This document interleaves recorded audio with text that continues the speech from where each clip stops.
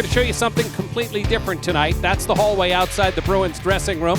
Jonas Korpisalo will be the guy leading the Bruins onto the ice here in just a couple of minutes. And without commercial interruption, we're going to stay right here all through warm-up. We're going to show you the entire warm-up and give you an opportunity to see it through the eyes of the hockey experts. That's not me. I'm staying out of the way. It's these guys. Billy Jaffe, our buddy Barry Peterson, and Andy Brickley is downstairs from the 9th floor right now. A little nervous energy in that hallway right now, do you think? I would expect.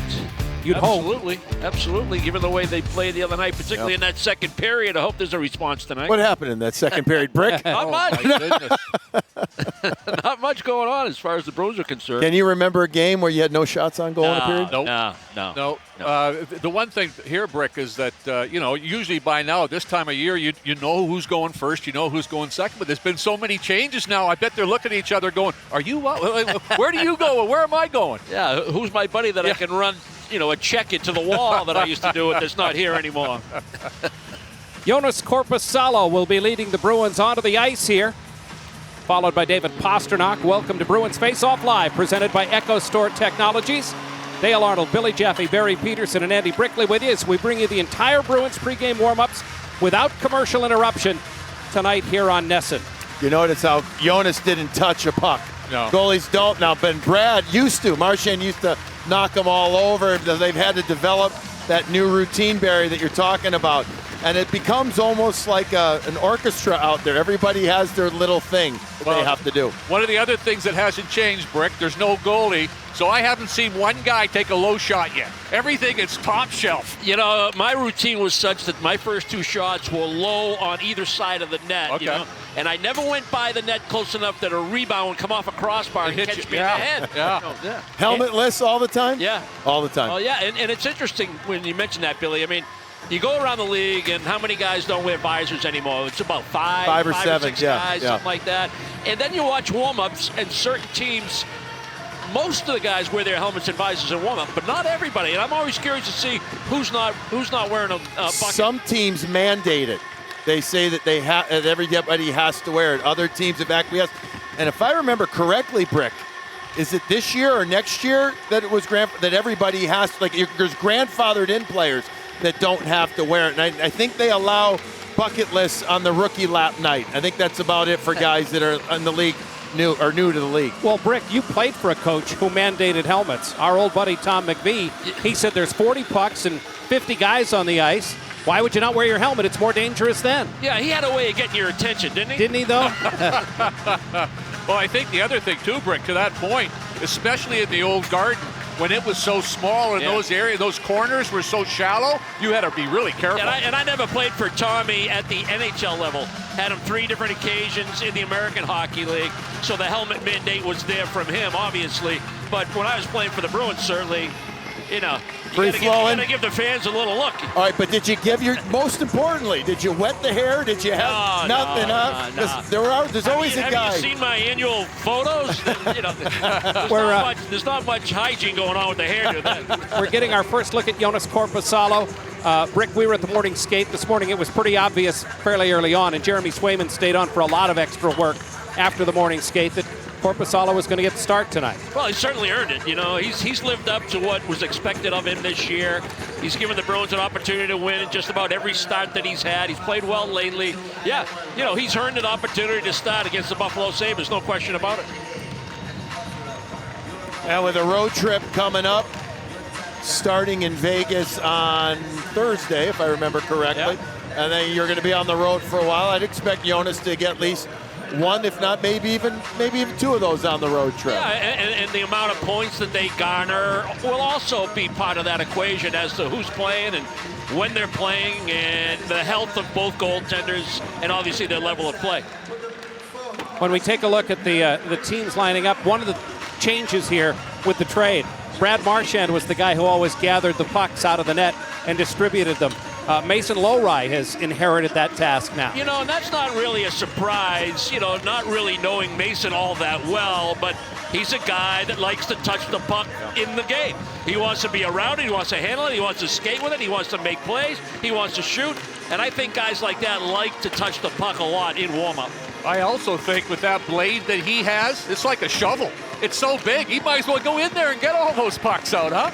Have you guys ever been on a team? At Michigan, we did the same thing all the time. But have you ever been on a team when you go from one to another that does something different? Because if you watch an NHL warm-up like this, it's like 99.9% the same on both sides of the ice. Warm-up shots, out of the corners, line rushes, etc. Did you guys ever go somewhere where somebody said, hey, we do it differently here? Well, yeah, but it's also, I've been in places for a while when things aren't going well. The coach will say, you're not doing enough of this. I want to change this up a little bit to either have more skating, maybe more touches, maybe a little bit more creativeness. Yeah, you know, and there were innovators, if you want to call them that were coaches from our generation, Barry.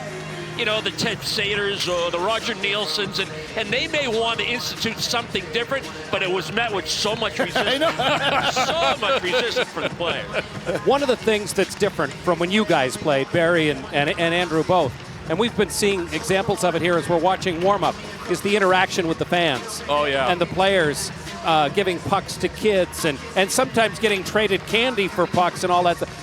You didn't have that much interaction with fans. Well, I remember being told not to have interactions and be throwing pucks up and hit something, because if it ever hit somebody and they weren't watching, all of a sudden you got a liability issue, right? You remember that? Yeah, you'd go into Madison Square Garden and Nicky Fertitta would hit throw a bag of pucks by the time he was done.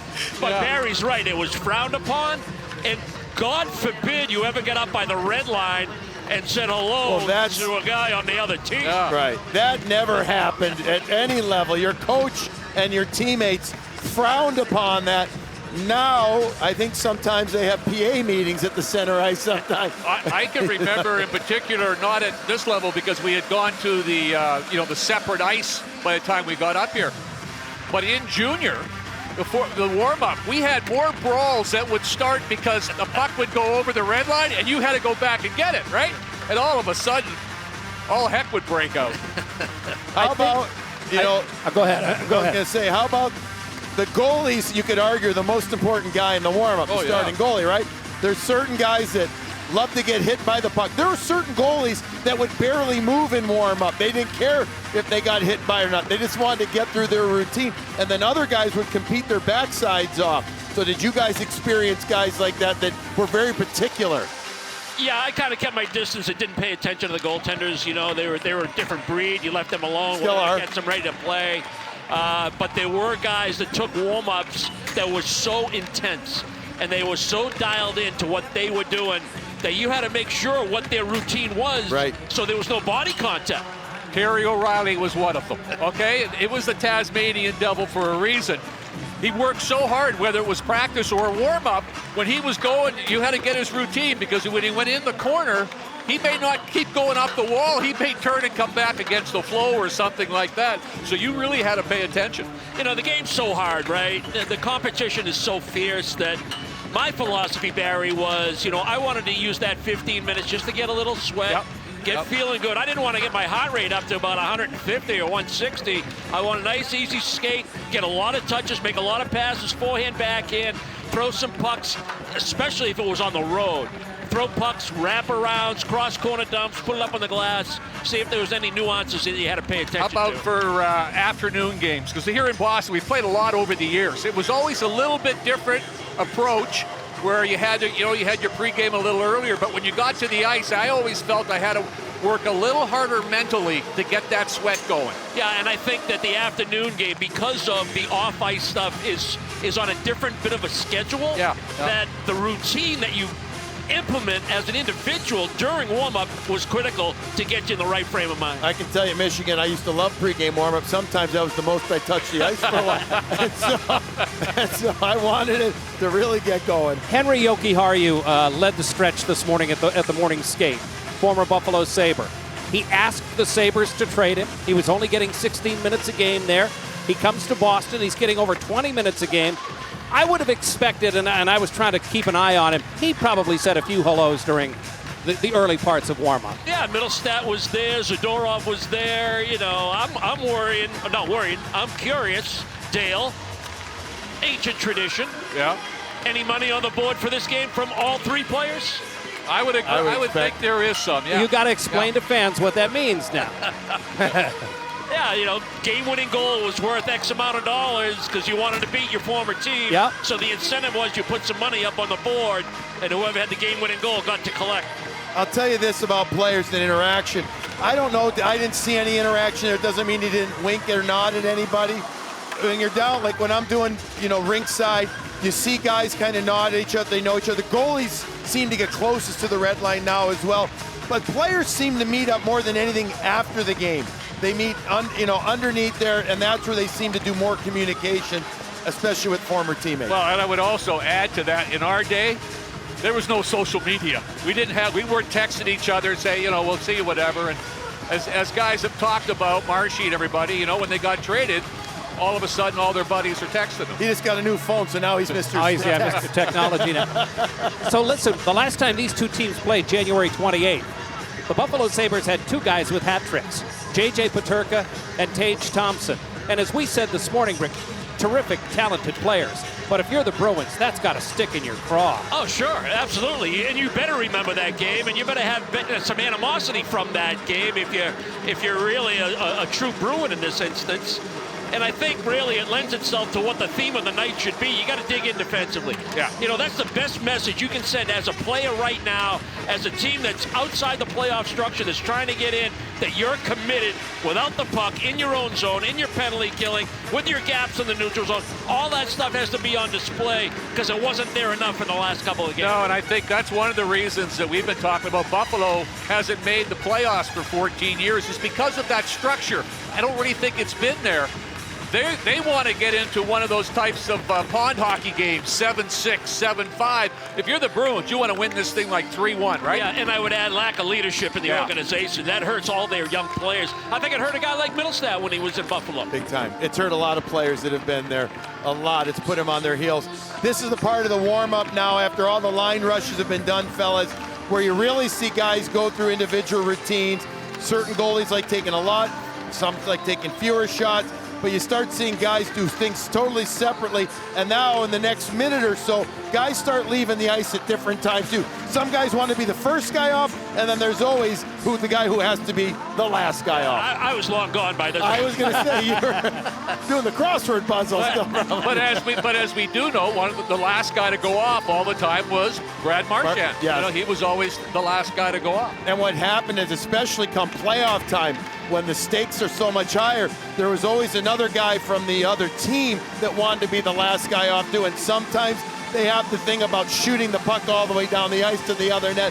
So it became a gamesmanship type of thing as well. I ended up by the red line early in the warm-up one night. We were playing a team that had a lot of truculence in the lineup. And one of the tougher guys saw me, and he came by and he said something to me, and everybody on my team was like, they thought I was like baiting them to, you know, like, as if I was going to fight them. They said, what was that all about? He goes, he asked me what I was doing after. So Jeremy Swayman will now get the final group of shots here. The backup goalie is the last guy in. And this is where it's the most dangerous, it feels. Yeah, this is where you go high heat, right? Yeah. Backup goalie, you can aim for just under the crossbar. Did you ever play with anybody on the goalie side that if you let one accidentally go up a little high on you, they turn that little stick on you, right? Oh, yeah, absolutely. Yeah. Played with a lot of goalies like that. Yeah. And I don't blame them, by the way. Well, I was at camp one year with Ron Hextall. Enough said. Whoa. He could shoot the puck at me harder than I could shoot it at him. Now a couple of guys, Dale, have already left the ice for both teams. Not many. Yeah, Jonas Korpisalo's just kneeling out at the red line. He's at the red line, yeah. And, kind of observing. Now, we've talked a lot about slow starts for the Bruins. And we say the words every single night. You know, the coaches say the words every single night. How the heck do they do something about it, though? What do you do? Well, it's got to be one of those situations, like as we've been talking about the warm-up, it's more of an individual getting ready, but you as an individual have to be there for your teammates and be ready to go when that puck is dropped. It's that simple. Two quick thoughts. Dale, you mentioned Korpisalo. I wonder how much mental imagery he's doing right now. I don't think he's just killing time because he wants to go off the ice at a certain number on the clock or, next to last or whatever his routine is. I wonder if there's any mental imagery going on while he's just on one knee at the neutral zone. The other thing, Barry, I wonder is, and when you were taking warm-up, did you ever watch the other team? in what they were doing, or they just focused on? No, what I the didn't team- want to ever look at that. I wouldn't watch in the morning skates. I would never watch the opposing team. No? Never. They all look too good to me. Now, I don't know if we showed him or not, Dale, on screen, but the litany of assistant coaches for both squads come onto the bench to watch the other team, to go through line rushes. They're taking notes, etc. Rick, I haven't noticed again down there a lot of players looking at the opponent down there, oftentimes going through it. And here's the other question I had for you real quick. Sometimes the worst warm-up you'd have, you actually ended up having a really good game. Yeah. It's like going to the range in golf. I'm striping it right down the middle, and then you shank the first tee. So I would always base nothing on warm-up, because it really had it may be more superstition than anything for the game. So that's why when we go to the driving range beforehand, you're shanking it so that when you get to the first tee, that's it's better? why I don't go to the driving range anymore. You only have so many good swings in you in a particular day. Yes. Why waste them? That's right. Well, this was fun. Brick, thanks for coming down and joining us for this, too.